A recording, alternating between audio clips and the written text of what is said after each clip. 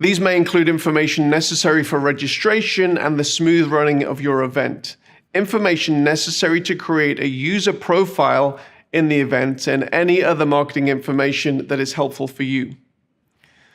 I'm just going to run through a list of examples of fields that you may consider, and we'll bring it up on the graphic. Name, your first and last name, email address, a full physical address, a partial physical address, country, state, postal code, telephone number, maybe social media links, a short bio, a profile picture of the attendee, a type of ticket required.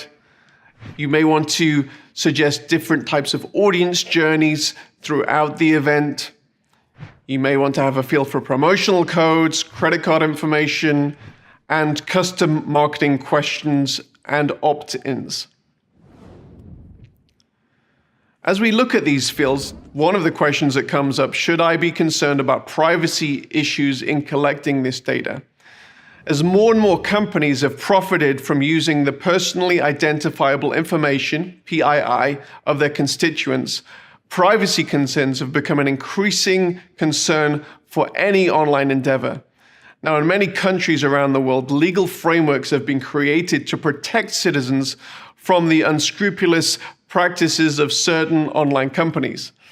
Now, even if privacy concerns are something that you have never considered before, it's important, if you have an online presence and you collect any kind of personally identifiable information, that you give it a little bit of thought.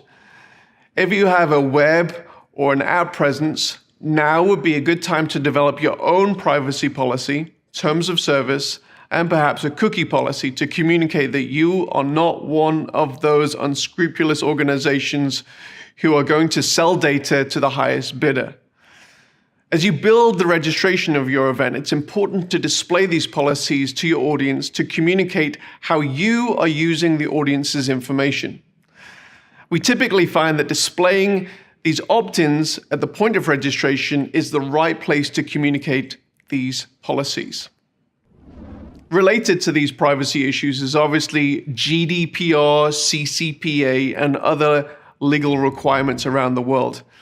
Now, if you have a significant audience in Europe, UK, or in California, it's important that your online event is compliant with the General Data Protection Regulation, GDPR, EU and UK, and the California Consumer Privacy Act, the CCPA, respectively.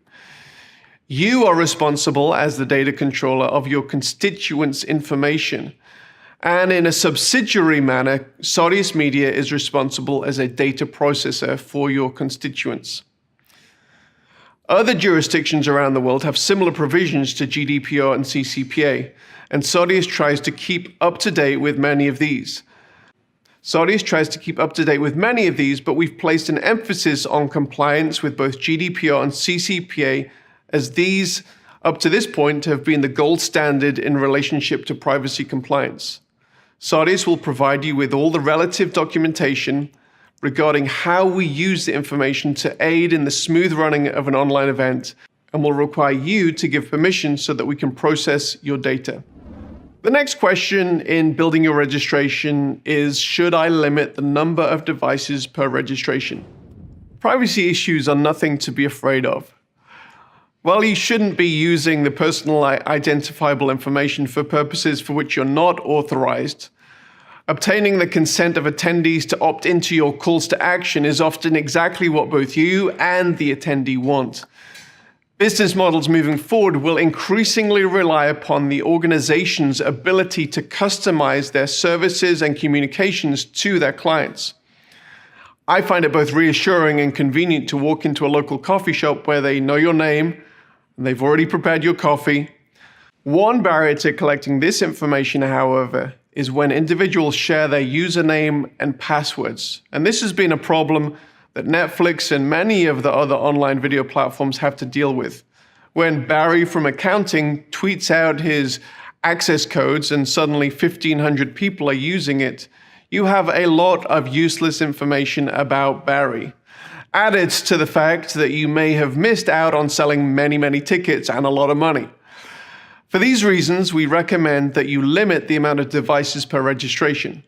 When an individual buys a ticket or registers to a Sardius-powered event, a unique token is created per registration, and that is used to create the individual event journeys throughout the event.